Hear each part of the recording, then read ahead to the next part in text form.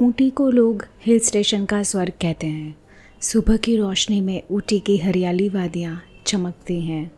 ठंडी हवा चाय की खुशबू उठाकर दूर तक ले जाती है। रोड के दोनों तरफ लंबे पेड़ सीधे आसमान तक जाते हुए दिखते हैं। लेकिन इसी स्वर्ग के बीच एक ऐसी जगह है जिसका नाम लेने से भी लोग डरते हैं। यहाँ एक जगह ऐसी भी है जहाँ सूरज की रोशनी तेज़ हो या हवा कितनी भी साफ़ हो, माहौल हमेशा थोड़ा सा खौफनाक ही लगता है।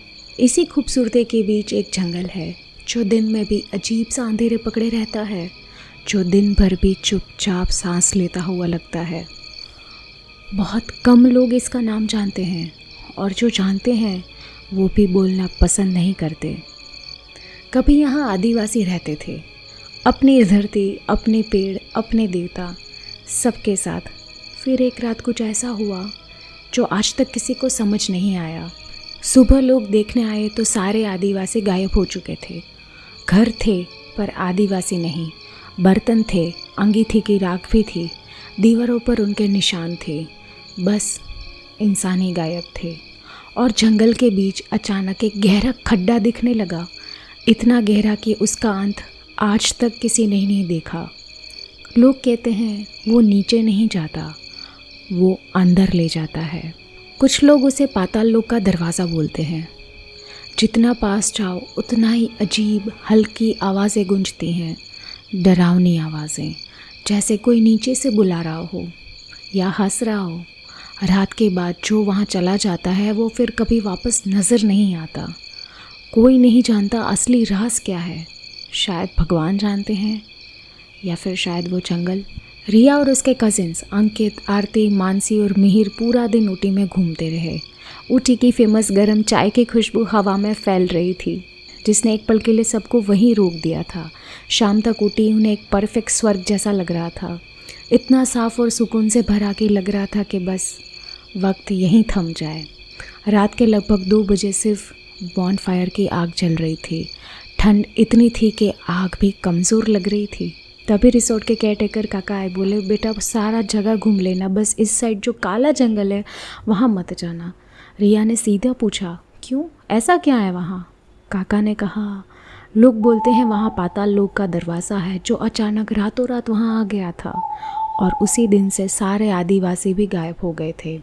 उसको पाताल लोक इसलिए माना जाता है क्योंकि गहरी खाई का कोई अंत नहीं दिखाई देता। 1 सेकंड के लिए सब चुप हो गए। आरती ने कहा, यार मुझे ना ये सब ठीक नहीं लग रहा है। लेकिन रिया, मिहिर, अंकित सारे उस पर बरस पड़े। बस देखने ही तो जा रहे हैं, इतना भी क्या डरना है तुझे? काका ने आखिरी बार कहा, मत जाओ बेटा, पर किसी ने नहीं सुना और वो लोग निकल पड़े उस जंगल के रास्ते पर। जैसे जैसे जंगल का रास्ता नज़दीक आ रहा था, अंधेरा उतना ही गहरा होते जा रहा था। उस अंधेरे में टॉर्च की रोशनी भी हल्की लगने लगी। हवा भारी सी हो गई, धुंध उनके पैरों को पकड़ रही थी। आगे सिर्फ अंधेरा था, पर आखिरकार वो डरावना जंगल उनके सामने था। यहीं से उनकी नॉर्मल ऊटी ट्रिप ख़त्म हुई और असली कहानी शुरू। जैसे जैसे रिया, अंकित, मानसी, आरती और मिहिर जंगल के अंदर बढ़ते गए, उल्लू की आवाज़ें और गहरी होती गई। रात के सन्नाटे में और तेज़ और ज़्यादा डरावनी लगने लगी।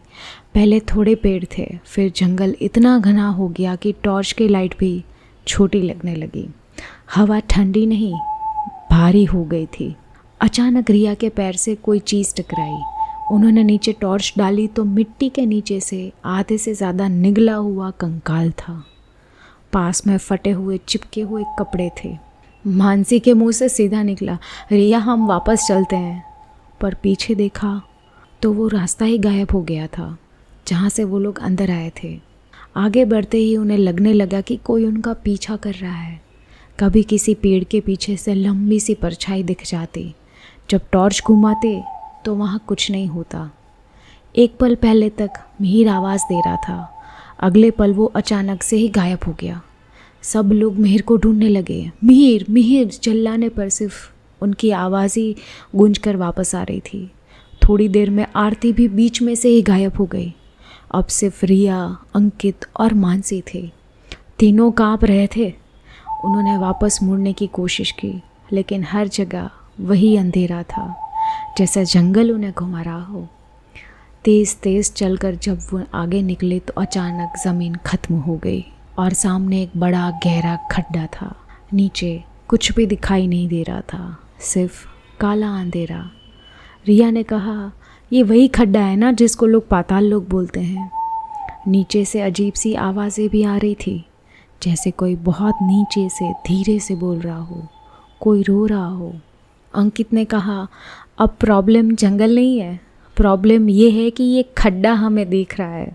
जंगल में आगे बढ़ते बढ़ते अचानक पीछे से गुम हुए मिहिर की हल्की सी आवाज़ आई, मानसी इधर आओ। और मानसी बिना सोचे समझे उस तरफ दौड़ पड़ी। रिया और अंकित ने उसे रोका, पर वो नहीं रुकी। धुंध और पेड़ों के बीच भागते भागते तीनों अलग हो गए। कुछ देर बाद मानसी पता नहीं कैसे वापस उसी गहरे खड्डे जिसको लोग पाताल लोक बोलते हैं वहाँ वापस आ पहुँची। वो बिल्कुल किनारे पर खड़ी नीचे अंधेरे में झांक रही थी। धीरे से पीछे से रिया की ठंडी आवाज़ आई, कूद जाओ मानसी, तेरा सफ़र यहीं ख़त्म होता है। मानसी एक कदम आगे बढ़ रही थी। रिया बोली, बस एक कदम और। तभी पीछे से अंकित दौड़ कर आया। उसने रिया का हाथ ज़ोर से पकड़ लिया।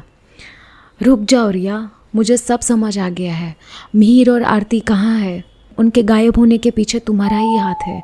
मानसी पीछे हटो वहाँ से। रिया के चेहरे पर एक अजीब सी हंसी आई। अब नहीं हट सकती, वो मेरे वश में है। अगर तूने मुझे छोड़ा नहीं तो ये अभी के अभी वहीं कूद जाएगी। मानसी ने धीरे से मुड़कर कहा, गलत सोच रही हो रिया, मैं कभी तुम्हारे वश में थी ही नहीं, मैं तो सिर्फ नाटक कर रही थी। रिया एक पल के लिए हिल गई। ये कैसे हो सकता है? मैंने तो तुम सबको चाय में डालकर अभिमंत्रित पानी पिलाया था, तंत्र से बांध दिया था। तुम लोग तो मेरे कंट्रोल में थे, फिर बच कैसे गए? अंकित ने कहा, क्योंकि हम रोज़ दिन में एक बार श्री जी का चरणामृत लेते हैं। यहाँ आने से भी पहले हमने चरणामृत लिया था। तेरा जादू वहीं टूट गया था, या फिर कह सकती हो कि तेरे जादू ने हम पर काम ही नहीं किया। रिया घबराकर पीछे हटी। अंकित चिल्लाया, अब सीधा बताओ मिहिर और आरती कहाँ हैं? क्यों किया ये सब? रिया ने कहा, जब तुम लोगों ने ढूंढ रहे थे मैं उनको भी यहाँ लेकर आई थी और यहाँ से उनको कूद जाने को कहा। अब वो बेचारे इस पाताल लोक में हैं। घर की जो बड़ी प्रॉपर्टी थी ना, जो हम सब में बराबर बंटने वाली थी, मुझे सब कुछ अकेले चाहिए था। अगर तुम सब यहाँ गिर जाते तो नाम सिर्फ मेरा रहता, सारे पैसे मेरे होते। इतना कह के वो मंत्र बोलने लगी। अंकित के हाथ उसकी पकड़ से फिसलने लगे थे, पर कुछ नहीं हुआ। मानसी ने कहा, कोई मंत्र काम नहीं करेगा रिया, क्योंकि हमने जो लिया है ना चरणामृत, उसके आगे कोई तंत्र काम नहीं करता। अब सच पुलिस को भी बताएंगे और घर वाले को भी बताएंगे। ये सुनते ही रिया घबरा गई। पीछे हटते वक्त उसका पैर धुंध में फिसल गया, मिट्टी खिसक गई और जिस पाताल लोक में वो सबको धकेलना चाहती थी वहाँ वो खुद गिर पड़ी।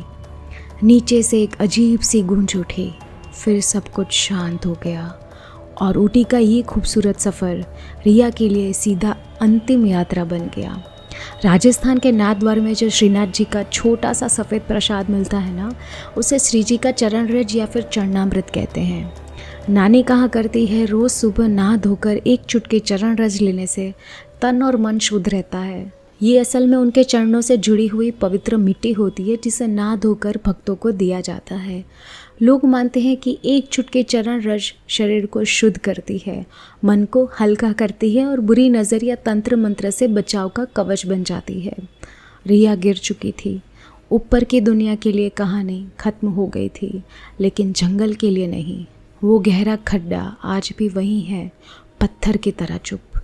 कोई नहीं जानता कि नीचे क्या है। क्या वो सच में पाताल लोक था या ज़मीन का कोई नहीं जानता नीचे क्या है। क्या वो सच में पाताल लोक था या ज़मीन का कोई ऐसा छेद जिसे समझना इंसान के बस की बात नहीं। और जो आवाज़ें नीचे से आती थी, रोती हुई, फुसफुसाती हुई, बीच बीच में हंस भी पड़ती थी, वो क्या था? लोगों ने उस रात को एक्सीडेंट बोलकर भूलने की कोशिश की, बस जंगल नहीं भूला। उसके बीच खुला वो खड्डा आज भी अंधेरे में चुपचाप सांस लेता है और शायद किसी और कदम का, किसी और आवाज़ का इंतज़ार कर रहा है। अगर कहानी अच्छी लगी हो तो चैनल को लाइक, शेयर एंड सब्सक्राइब करना ना भूलें। Thank you for watching.